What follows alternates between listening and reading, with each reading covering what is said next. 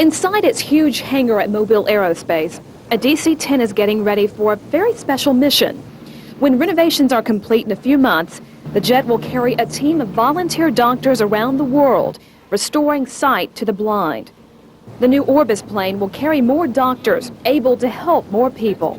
We try to operate totally self-sufficient when we're in a foreign country. The only thing we rely upon them for is a parking place, and occasionally, depending on which mission we're on, maybe some fuel. We have our own air conditioning, we have our own electrical, we carry our own supplies, and we land the aircraft, we pull out all of our power, we hook everything up, and we go to work.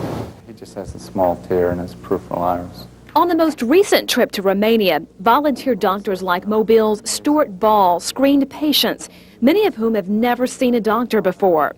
Those who need surgery are ushered on board the Orbis plane, where the rear cabin has been redesigned into a full-service operating room. Doctors then watch the surgery on a video screen in the plane's front cabin. It really doesn't help them much to show techniques with equipment that they don't have, so you have to sort of back it up to the knowledge that you have and show how it can be used in their arena. The learning process that happens here on the Orbis plane may be the greatest gift of all. That's because for many countries, the idea of sending a doctor to the West for training is just a dream, financially and legally. Orbis, though, provides invaluable training.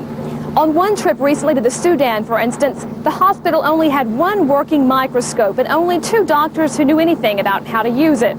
But by the end of the Orbis trip, more than 30 Sudan doctors had actually helped with microsurgery. On the latest Orbis trip to Romania, doctors found many of the most ancient medical techniques still in practice. Some of the things they're still teaching that year in medical school were 2 things.